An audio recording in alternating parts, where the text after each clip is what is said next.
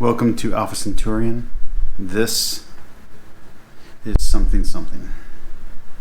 Okay, so first off, let's talk about the Titans. The Titans this week was a better episode, although not as memorable.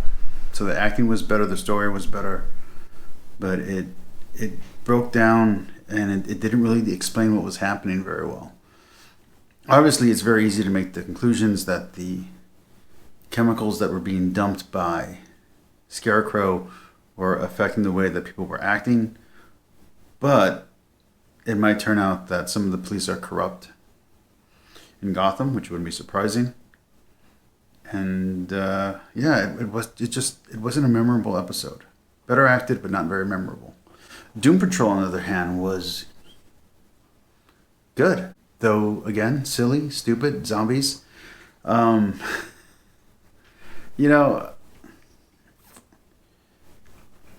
There wasn't really a standout character this episode, but everyone did a great job, but it's extremely silly. Next thing that I want to talk about is capturing Christianity.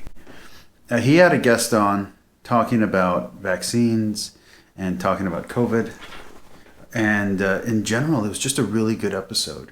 I've seen this from Catholic Answers and from other Catholic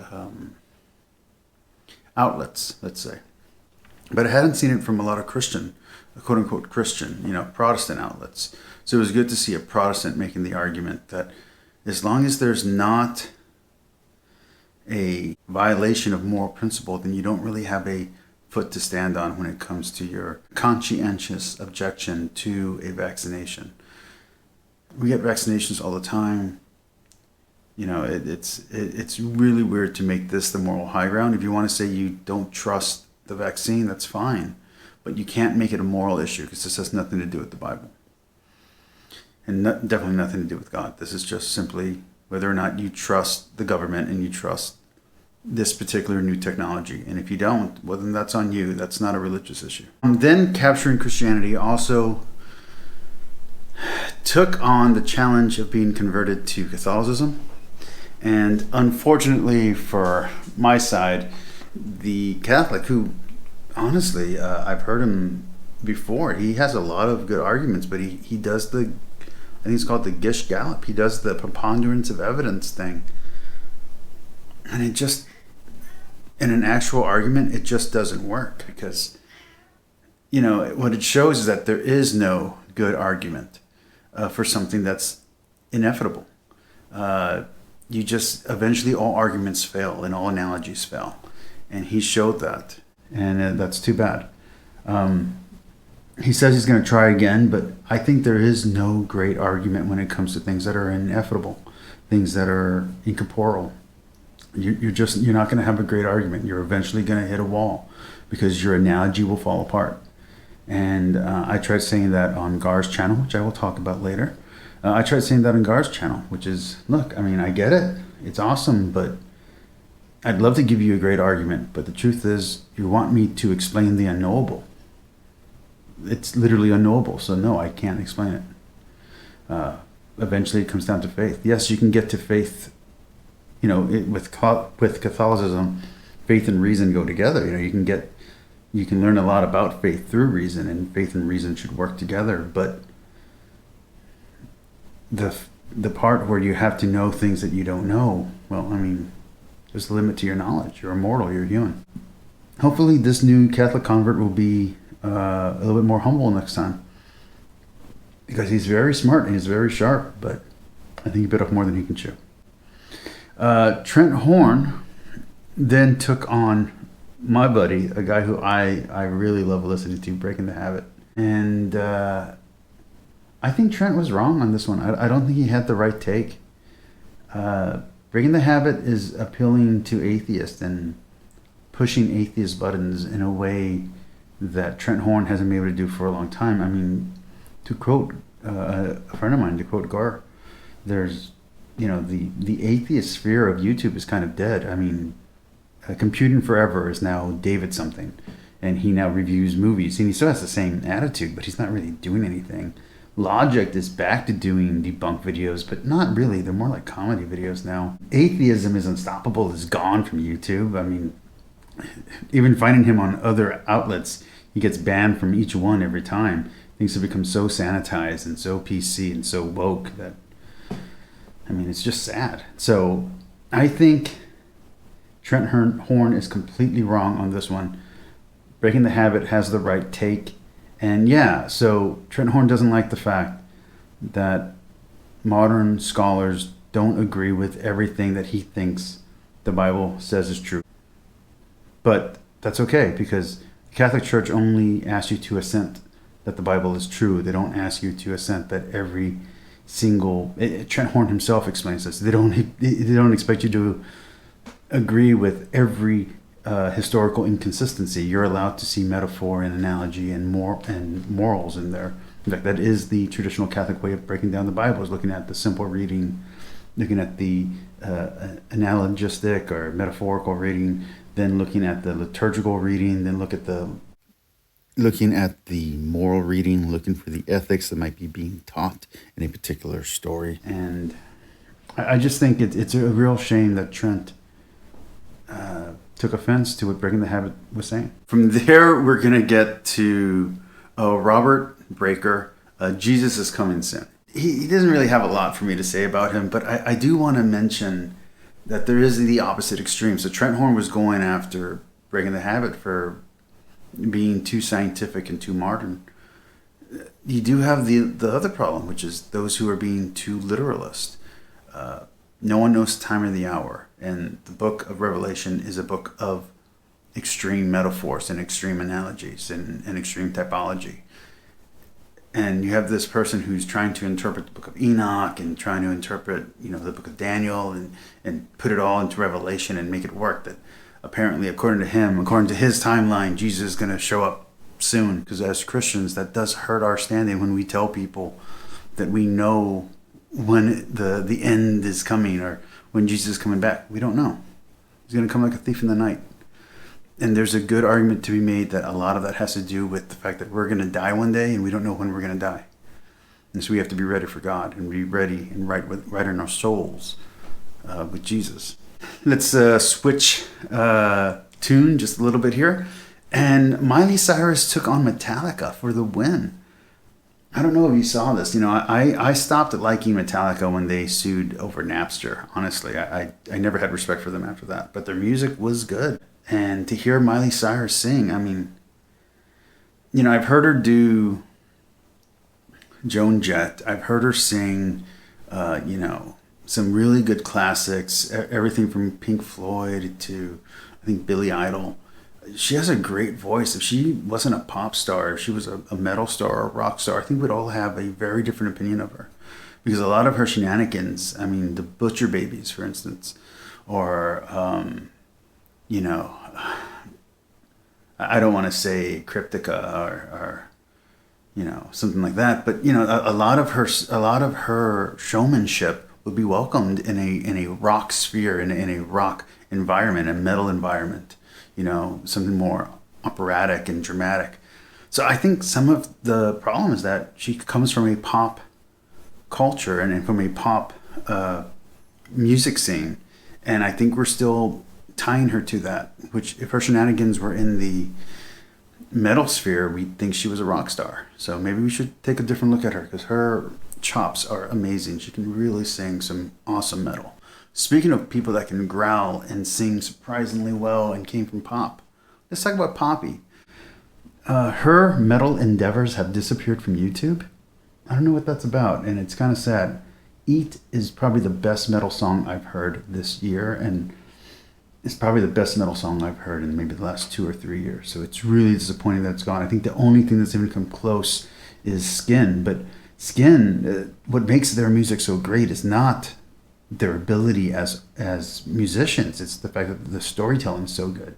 But on pure performance, I think Poppy is becoming one of the best metal stars, best metal shows out there, which is a shame, because I remember when Entombed was the best metal out there, Anyway, that's just me.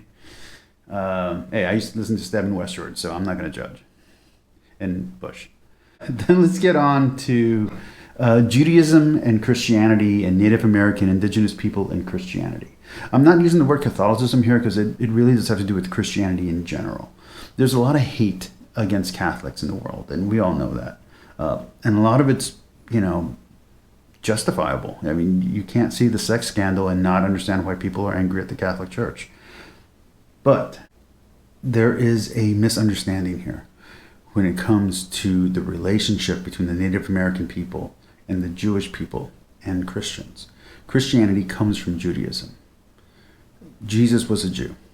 So when we disrespect Judaism, we're disrespecting the religion of Jesus. So we need to do a better job of respecting where our faith comes from. Some people might know this, some people might not, but I'm Sephardic. I have Sephardic ancestry. There's a city in Spain that's named after my family. My family came here to escape persecution. The conversos came here, and they converted. They went to San Luis Potosí, where the Native American blood of my started intermixing with Native American blood, and then from there they went to Laredo, where they mixed with French blood, and then from there they came to where I am now, where my mother's side is Native American, like almost 100% Native American. I think there's a little bit of French in there, and then my dad's side is Sephardic and French and Native, and whatever part of Sephardic is in me, that's part of my ancestry. So I think we should respect our ancestry from that point of view. But it also comes to the Native American thing. My ancestors were converted, or they chose to convert for whatever reason.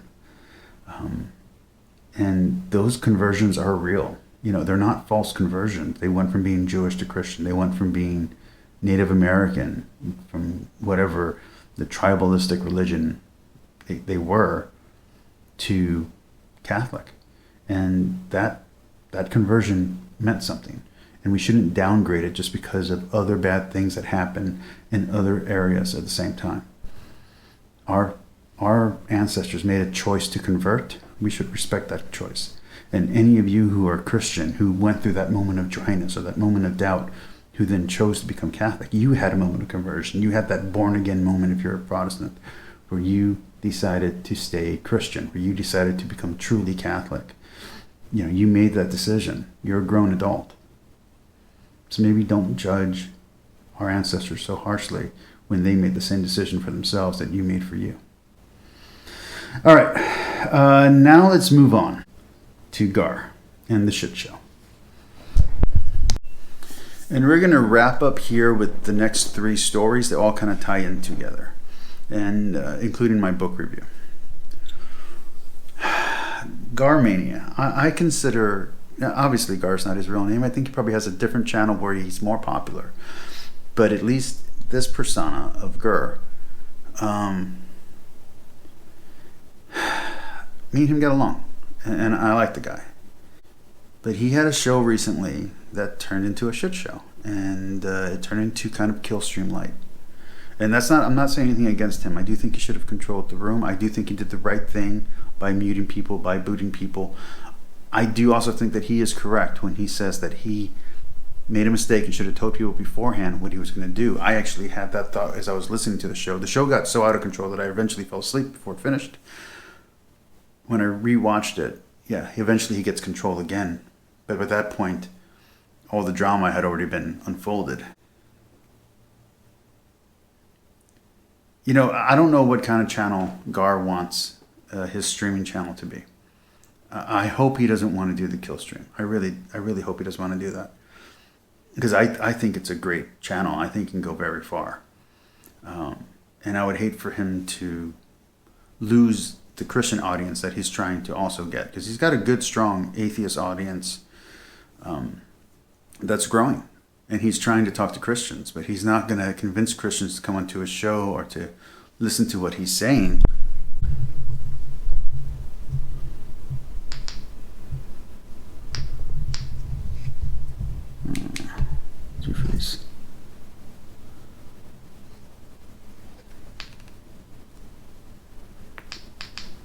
He's not going to be able to convince Christians to listen to what he's saying if show is not welcoming to them. So let me talk about what I mean here.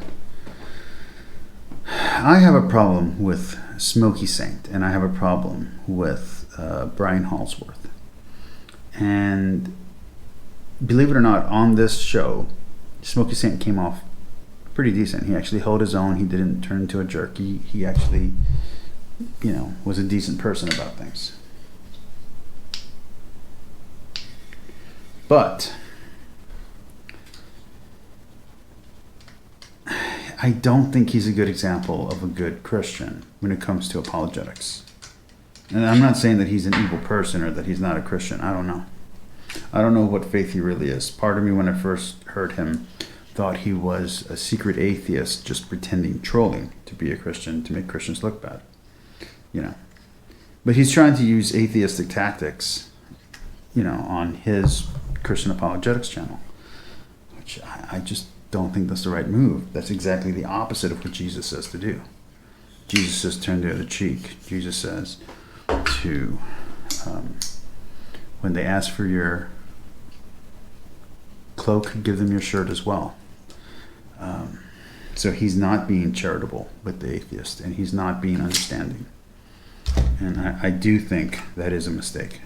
I'm not saying that he's evil or that, he shouldn't be allowed to preach the way that he wants to preach. He's appealing his own. He's got more subscribers than I do, right?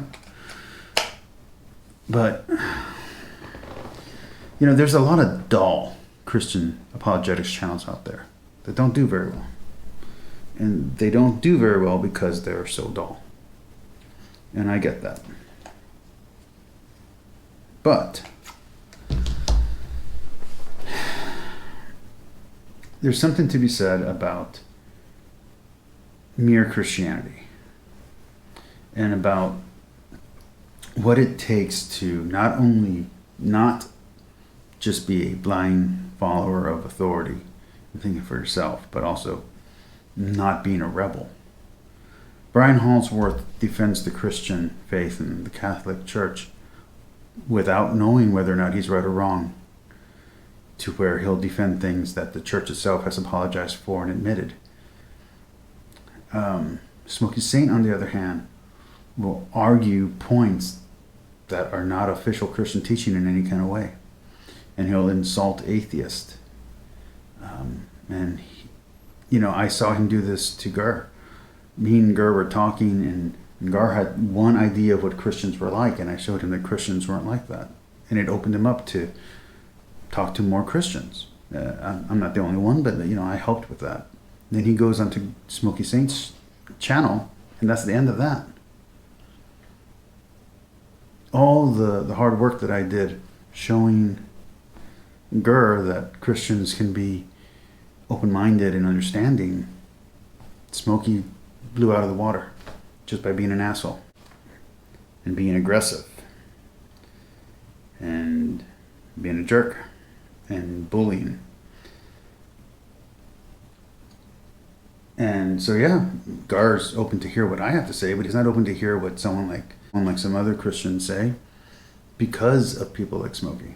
And that's a problem. I recently read Mere Christianity, and I'm currently reading the Screw Tape Letters, and I think they go really good together. And I think Smokey could do himself real good by reading these two books. Usually I recommend to people that read the Church Fathers or some ancient text or tome. I think Smokey should read Mere Christianity and should read the Screw Tape Letters, because they're two sides. One's an apologetic work of truth. The other one's a sort of inverse fiction that shows the opposite ideas that are being explored in Mere Christianity, and is showing how these little evils lead to the greater evil. Smokey seems to think that he can get away with doing little evils in the name of the greater good. I think that C.S. Lewis does a great job, especially in the Screw Tape Letters, of showing why that doesn't work, and why by approaching a type of shock and awe approach to Christianity doesn't work. Jesus doesn't want you to cut the ear off of your enemy. He doesn't want you to strike them. He doesn't want you to hurt them.